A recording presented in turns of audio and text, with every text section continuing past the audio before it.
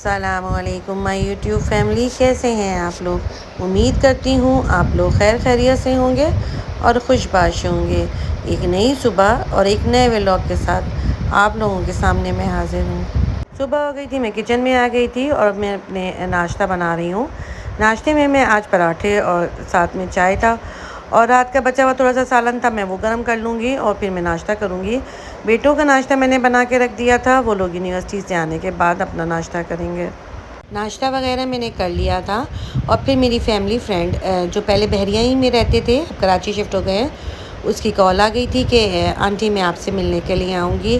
क्योंकि कई दफ़ा ऐसा हुआ था कि वो बहरिया आई थी अपने किसी काम से और उसकी मेरे से मुलाकात नहीं हो सकी थी। तो अक्सर हमारी मैसेजेस में बातें होती हैं, तो मैंने कहा था अब जब तुम आओ तो ज़रूर मुझसे मिलने के लिए आना। तो उसने कहा था कि मैं शाम को आऊँगी। मैंने कहा नहीं, शाम को नहीं, तुम मेरे साथ ही खाना खाना। मेरे बहुत इसरार पे उसने हामी भर ली थी और उसने कहा था कि ठीक है, मैं आपके साथ ही खाना खाऊँगी। नाश्ता वगैरह मैंने कर लिया था और मैं बस इंतज़ार ही कर रही थी कि मेट आए तो फिर हम मिल के काम वगैरह करवा लें।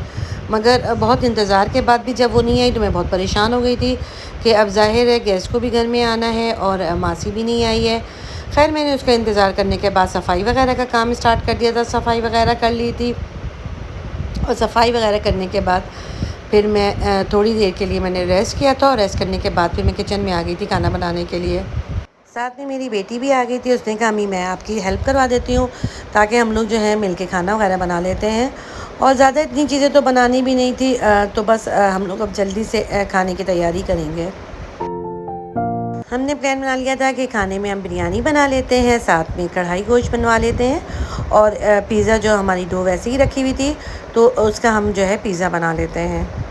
अब तो बहरहाल मौसम पहले से फिर भी काफ़ी बेहतर हो गया है, मगर इतनी गर्मी में वैसे भी ज़्यादा मिर्च मसाले की चीज़ें खानी भी नहीं चाहिए क्योंकि इससे एसिडिटी भी हो जाती है। तो फिर हम लोग जो है जब ज़्यादा गर्मियाँ होती हैं तो फिर हम लोग वैसे भी कम मिर्च मसाले की चीज़ें खाते हैं। बस एक तरफ बिरयानी का मसाला चढ़ गया था, अब दूसरी तरफ जो है शनवारी चिकन कढ़ाई जो है वो बन रही थी। अच्छा, इसमें जो है टमाटर मैं साबित डालती हूँ और फिर जब वो हल्के से दम लगा देते हैं और दम लगने के बाद इसके छिलके उतार लेते हैं और फिर टमाटर को जो है वो चम्मच से तोड़ लेते हैं और उसी में सालन में जो है वो मिक्स कर लेते हैं। अक्सर मैं चिकन कढ़ाई जो है टमाटर को पेस्ट बना के और उससे जो है उसको डाल देती हूँ क्योंकि उससे बहुत अच्छी सी ग्रेवी बनती है। और ये वाला जो स्टाइल है चिकन कढ़ाई का, इससे ये है कि बिल्कुल बाज़ार के स्टाइल से बनता है और वो वाला थोड़ा सा ग्रेवी जो है वो ज़्यादा बनता है। अच्छा, अगर मैदा गूँध के उसके डो बना के रख दिया जाए, उसको फ्रीज़ कर लें, तो कम से कम ये 15 दिन तक तो बिल्कुल सही रहता है।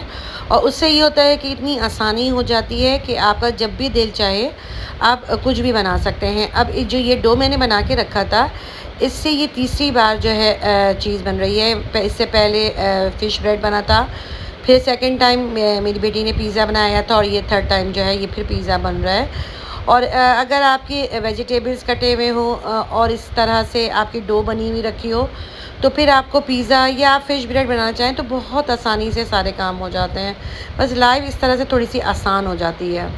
क्योंकि अगर जैसे कोई अचानक आ रहा है और किसी ने आने का कहा है और आपका पिज़्ज़ा बनाने का है, तो कम से कम आपका 1 से 2 घंटा तो आपकी डो रेडी होने के लिए लगती है। और अगर ये आपकी डो रेडी हुई भी रखी हो तो फिर कितनी आसानी हो जाती है।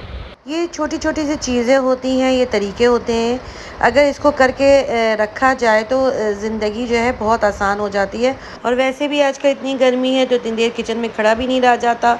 तो ये सब चीज़ें हुई होती हैं तो फिर बहुत आसानी हो जाती है। बस सैलेड और रायता भी बना लिया था और फिर साथ ही बिरयानी में दम भी लग गया था। खाना जो है वो तकरीबन रेडी हो चुका है और जो मेरी मेहमान थी वो भी आ गई थी। और ऐसे मौक़ों में तो मुझे अपनी बेटी से बहुत हेल्प मिल जाती है कि अब जैसे आज मेड नहीं आई थी तो फिर मैंने झाड़ू पोछे वगैरह का सारा काम कर लिया था, डस्टिंग वगैरह कर ली थी और सारी सफाई वगैरह कर ली थी। तो इसने मेरे साथ मिल के खाने वगैरह पकाने में हेल्प करवा दिया था और मतलब अब फिर हम लोग ये होता है कि मिल के सारा काम कर लेते हैं।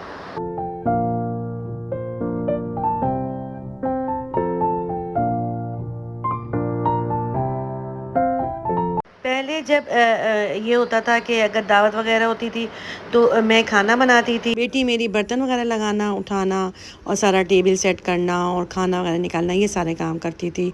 और मैं बस फिर उस वक्त आराम से बैठ के सबसे बातें बातें करती थी। फिर उसके बाद उसने मेरे साथ मिलके खाना वगैरह बनाना शुरू कर दिया। और जब कोई ऐसे दावत वगैरह का होता है तो फिर वो मेरे साथ मिलके खाना बनाती है। आज तो खैर दावत तो नहीं थी, मिल के साथ बैठने का बहाना था, तो बस खाना वगैरह लग गया था। अब हम लोग खाना वगैरह खाएंगे और बहुत ही मज़ेदार और यम्मी सा खाना बना था। हालांकि मौसम तो काफ़ी बेहतर हो गया है, मगर बेबो को तो अब काफ़ी गर्मी लग रही है और वो जो है वो गर्मी में आराम से सो रही थी। खाना खाने के बाद अब आइसक्रीम का सेशन, मीठा तो ज़ाहिर है मस्ट है।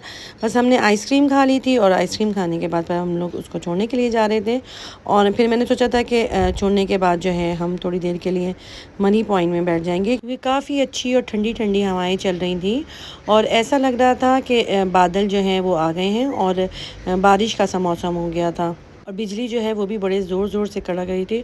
और मुझे तो जब बिजली कड़कती है तो बहुत ही ज़्यादा डर लगता है, पता नहीं क्यों, ये शुरू से मुझे ऐसा जो है जब बिजली कड़कती है तो बहुत ही डर और खौफ सा लगता है। बस हम लोग मरी पॉइंट आ गए हैं और मरी पॉइंट में तो काफ़ी लोग थे और बहुत इंजॉय कर रहे थे, बच्चे खेल रहे थे।